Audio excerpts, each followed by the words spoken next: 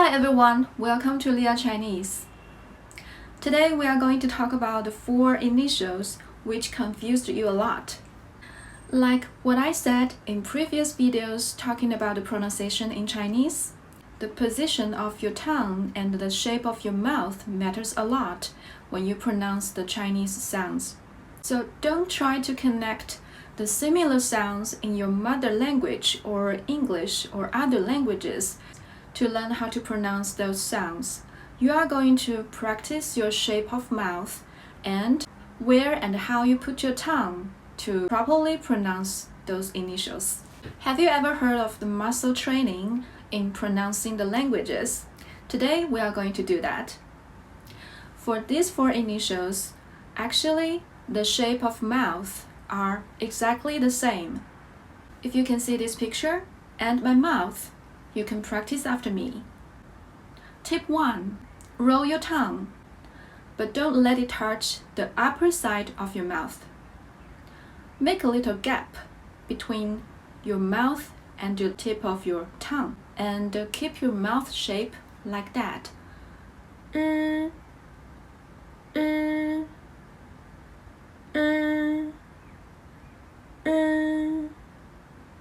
It's pretty much like you are chewing something, like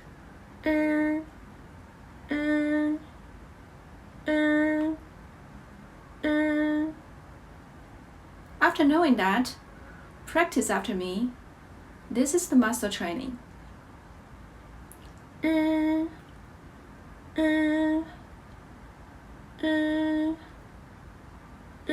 Now, let's pronounce the four initials together, one by one.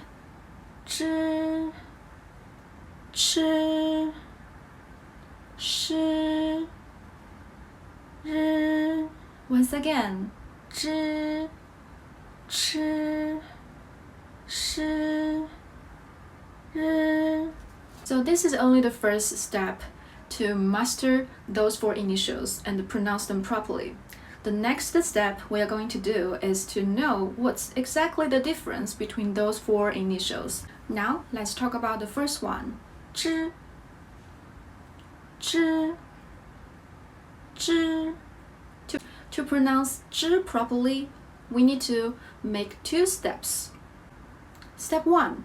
Roll your tongue and make the tip of your tongue touching the ceiling of your mouth and block the air. That's the first step.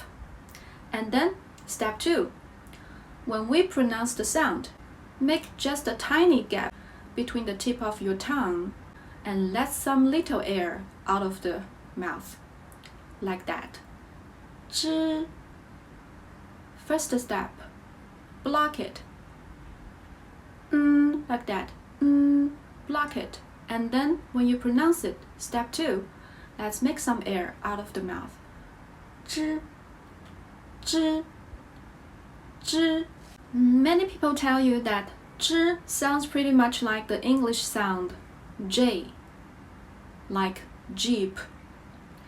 The biggest difference between them is actually when you pronounce the Chinese 知, you don't use your vocal cords. You can put your hands here on it and feel does it tremble. Let's say it together. 知 知 And when we pronounce Jeep, Jeep, you used the vocal cords a lot. So that's the difference. So that's why the Chinese sounds are different with the English ones. Now, let's talk about 吃 吃 吃 The shape of your mouth are exactly the same as 知.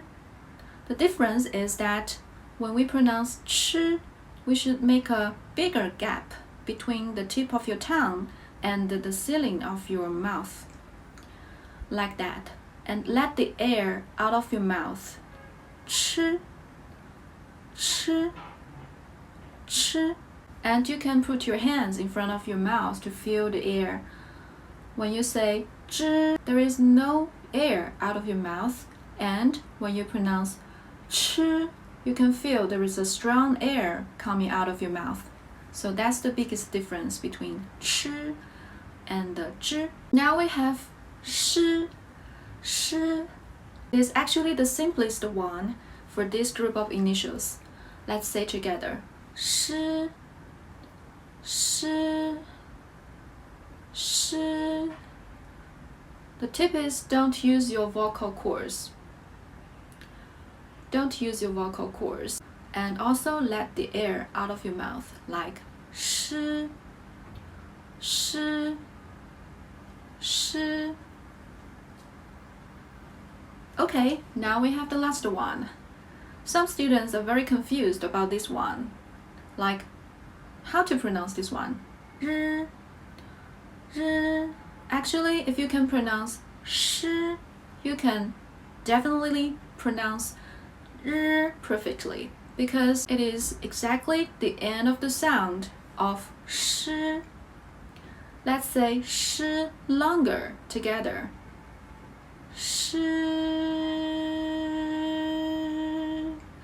You can feel the end of the sound is exactly how to pronounce r, r. So when you don't know how to say r, then you can say sh first and remember the final sound. The point is, when we pronounce r, we need to use our vocal cords. Finally, let's put your hands here and feel the vibrate. R, r, r.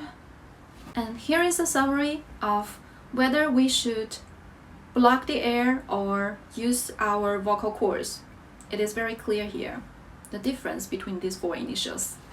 So after knowing those differences and the basic mouth shape, like how you are going to use your muscle when you pronounce those initials and sounds, now what we need to do is practice, practice, practice. Let's practice some real words. 老师 吃饭 生日 日本 出生 小时 中国 周末 赚钱 春节 Today, this video talks about four of the most difficult initials in Chinese. And if you have more problems in your pronunciations, please leave a comment in the comment section and I will make more videos to help you get through that. See you next time!